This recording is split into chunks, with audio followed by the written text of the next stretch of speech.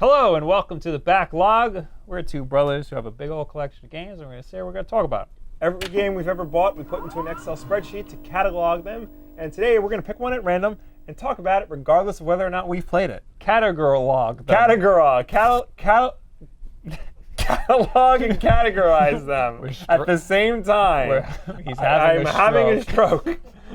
That's what happens when you turn 31. We're alive, not live. We're taped taped at the Video Game Trading Post here on Long Island. Long Island's Stroke it out. greatest. Here at the Video Game Trading Post. Don't come here. Don't come. You might stroke out. But if you do come here, buy everything. Yes. The random number I picked is 551. 551. Assassin's Creed Revelations for the Xbox 360. All right, you're going to have to remind me. Okay. Because they all blur together. This is the third of the Ezio trilogy. Okay, this the beard. Yes. This is bearded This is the Ezio. one where Desmond spends the entire time in a dream, like in a coma. You play as Ezio primarily, but you also play as Altair during the last years of his life. Okay, that was cool. That was cool. I like that. There are a lot of cool things about this game. But we had just gotten like 4 in a row. And like this was like exactly when Assassin's Creed fatigue was starting to set in. Yes. Yeah. This was a big mistake. Yeah. In my opinion. It's because it was Assassin's Creed 2, which was great. And then Assassin's Creed Brotherhood, which was pretty cool. And then Assassin's Creed Revelations the year immediately following, you're like, wait a minute. I just played this twice. Yes. So it's a good game. Yes. Because Assassin's Creed Brotherhood and Assassin's Creed 2 are good. Yes. And that's why this is good. Yes, because it's just basically more of that. Yeah. Yeah. I'm a big fan of old Ezio. Yeah. I'm a big fan of Desmond. Nobody likes Desmond. I like the Desmond story. Yeah. I wanted more of that. The thrilling conclusion to Desmond is stupid. It is very dumb. It's very dumb. It kind of just ends. It made me swear off Assassin's Creed games, basically. The whole thing with this game, I don't remember the story of it, but the whole thing is like Ezio is like trying to solve a mystery about the pieces of Eden, and he actually has to like go back and like look through Altair's like old notes and stuff.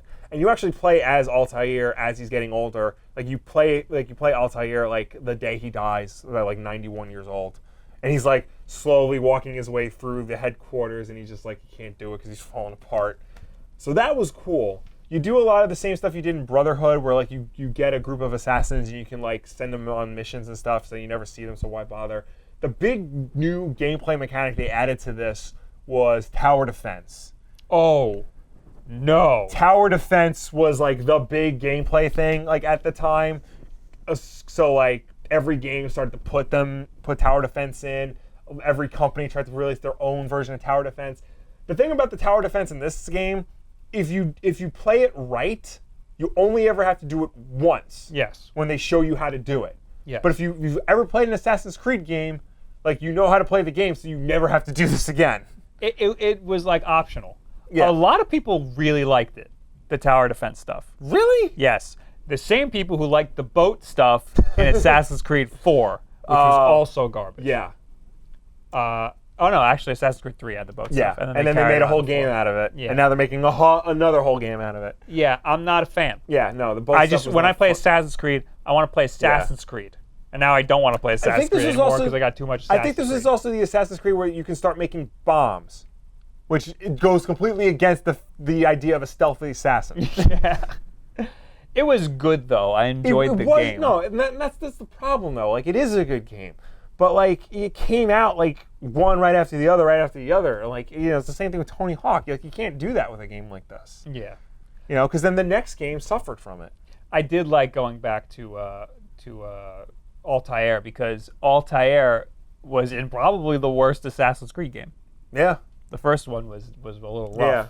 But he was a cool character. He was. Yeah. And and it was cool to see like the next stage of his life after the first game, after he killed his own boss. Yeah. What happened to him. Wait, you get to play that though. Well, no, you play that in the first. You play it in the first one, and then I think in this one you play like the immediate aftermath. I think you play a little bit before he kills his boss. Maybe. And then a little bit after. Yeah. Yeah. But I just, I'm talking about like how much all the problems I have with the game. I still vividly remember, like 91-year-old Altair, like trying to fight, not even trying to fight, just like pushing people away, as he's walking to the chair where he's gonna die in. Like, I remember the giant battle. Yeah. Like this, you're walking around through, and you're not old yet, Yeah. but like everybody's just murdering each other around you. Yeah. And you're thrusted into it as Altair. That was cool. Yeah. Yeah. I get the big epic story that they're trying to conclude from Assassin's Creed 2 all the way to Revelations, Yeah. but they didn't need to drag it out. Yeah. No, they definitely didn't need to do that. Probably could have skipped Brotherhood or just made these all one game. Yeah.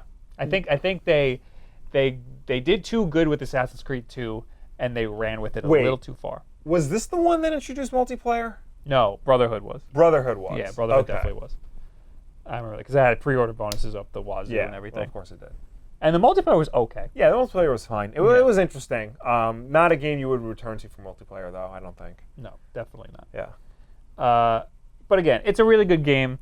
I'd only recommend it if you are playing through the Assassin's Creed 2 trilogy. Yeah. I know now, if the game came out on PC, Xbox 360, and PS3, I know now for PS4 and Xbox One, you can get the trilogy in a collection, an HD collection. So like if you've never played this game, you might as well get all three and plow through them all. But yeah, honestly, I think you could like skip it and not miss anything. Yeah, I mean, I wouldn't recommend really Assassin's Creed games at all. Like at this point, no. Yeah. 2's probably too dated by now. And if you play 2 and you like it, then you'll want to do Brotherhood Revelations. Yeah. But I mean, if you're gonna get an Assassin's Creed game, just get Origins. Get the new one that's coming out. Yeah, if you're and interested Odyssey at all. is the new one. Yeah. Odyssey, that's what I meant. Mm-hmm. You're not gonna. I don't think you're gonna miss anything. Yeah. The stories are pretty self-contained Yeah. And stupid. and stupid. Yeah, that's not so much self-contained, but very stupid. Very stupid. Assassin's Creed 4 had a self-contained story that didn't really mean anything. Yeah. I don't know if you're interested. You already know that you're gonna get it. Yeah. Or not. So whatever. What do you guys think of Assassin's Creed Revelations. Have you played it? Let us know down below or anywhere on the internet. Thank you guys for being here and watching this episode of The Backlog. We will see you later. Goodbye. Bye.